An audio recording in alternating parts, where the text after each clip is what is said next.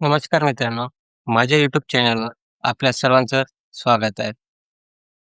महा tenders पोर्टलवर employee registration कशाप्रकारे करायचे आहे, ते आज आपण पाहणार आहोत. आज आपल्याला एम्प्लॉयी रजिस्ट्रेशन कशाप्रकारे करायचे आहे, ते स्टेप बाय स्टेप लाईव्ह करून दाखवणार आहे. सर्वप्रथम mytribal.attendance.gov.in या अधिकृत वेबसाईटवर तुम्हाला यायचं आहे. फक्त mhtribal.attendance.gov.in मध्ये ट्रायबल डिपार्टमेंटचे रिलेटेड एम्प्लॉयी रजिस्ट्रेशन करू शकतात. इतर शासकीय एम्प्लॉयीला रजिस्ट्रेशन करण्याकरिता एम-एच म्हणजेच maha-attendance.gov.in वर करायचं आहे. प्रोसेस सेम आहे. सर्वप्रथम एम्प्लॉयी रजिस्ट्रेशन टॅबवर क्लिक करून एम्प्लॉयी नेम एंटर करा. एम्प्लॉयी नेम एंटर केल्यानंतर डेट ऑफ बर्थ एम्प्लॉयीची रजिस्टर करा. त्यानंतर मोबाईल नंबर इन्सर्ट करा. Mobile number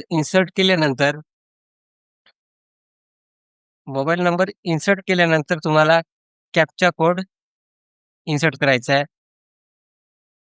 captcha code insert केल्यानंतर जनरेट ओ-टी-पी या बटनवर क्लिक करून ओ-टी-पी जनरेट करायचा आहे. जो तुम्ही नंबर इन्सर्ट केलेला होता त्या मोबाईल नंबरवर ओ-टी-पी येईल.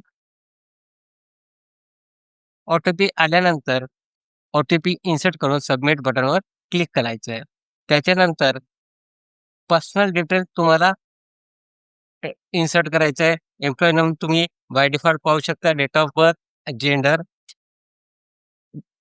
नेम तुम्हाला इन्सर्ट आधार कार्डवर जसं असेल तसंच तुम्हाला इन्सर्ट करायचं आहे. डेट ऑफ बर्थ पण आणि जेंडर पण. नंतर तुम्हाला तुमचं आधार कार्ड नंबर टाकून घ्यायचा आहे. आधार कार्ड नंबर टाकल्यानंतर आधार ऑथेंटिकेशन सक्सेसफुल दाखवेल. केव्हा दाखवेल? जेव्हा तुमचं employee name, date of birth आणि जेंडर एक्झॅक्ट मॅच करत असेल आधार कार्डसोबत. तेव्हा आधार ऑथेंटिकेशन सक्सेसफुल होईल. त्यानंतर तुम्हाला ईमेल आयडी इन्सर्ट करायची आहे. तुमची जी ॲक्टिव्ह ईमेल आयडी आहे, ती तुम्हाला इन्सर्ट करायची आहे. ईमेल आयडी इन्सर्ट केल्यानंतर तुम्हाला ऑर्गनायझेशन एम्प्लॉयी कोड विचारेल. तो तुम्ही तुमच्या सेवार्थ आयडी वगैरे असेल किंवा तुम्ही आउटसोर्सिंगमध्ये असाल तर आउटसोर्सिंगचे एम्प्लॉयी कोड असतात ते तुम्हाला टाकायचं आहे. त्याच्यानंतर तुम्हाला ऑर्गनायझेशन नेम विचारला आहे, तर हा ट्रायबल डिपार्टमेंटचा पोर्टल असल्यामुळे tribal development department by default येईल. नंतर एम्प्लॉयी टॅब तुम्ही जर गव्हर्नमेंट सर्व्हंट असाल तर गव्हर्नमेंट एम्प्लॉयी लिहा. नॉन गव्हर्नमेंट असाल म्हणजे आउटसोर्सिंग असाल तर नॉन गव्हर्नमेंट एम्प्लॉयी निवडा. नंतर डिव्हिजन युनिट विदिन ऑर्गनायझेशनमध्ये तुमचा जो डिपार्टमेंट असेल तो निवडा. जसं आमचा आय-टी-डी-पी आहे. आमचा आदिवासी विभाग असल्यामुळे तो आम्ही आय-टी-डी-पी निवडलेला आहे. त्याच्यानंतर डेजिग्नेशन तुम्ही सेकंड ग्रेड टीचर असेल सेकंड ग्रेड टाकू शकता. सुपरिटेंडेंट असाल तर सुपरिटेंडेंट, प्रायमरी टीचर असाल तर प्रायमरी टीचर. त्याच्यानंतर ऑफिस लोकेशन म्हणजे तुम्ही सध्या कार्यरत असलेल्या ऑफिसचं नाव तुम्हाला सर्च करून एंटर करायचं आहे. त्याच्यानंतर तुम्हाला इमेज तुमची तुमची फोटो अपलोड करायची आहे. फोटो अपलोड करायची आहे आणि ती जे-पी-जी फॉर्मॅटमध्ये असायला हवी हवी आणि 150 केबीपर्यंत असायला हवी. त्यानंतर तुम्हाला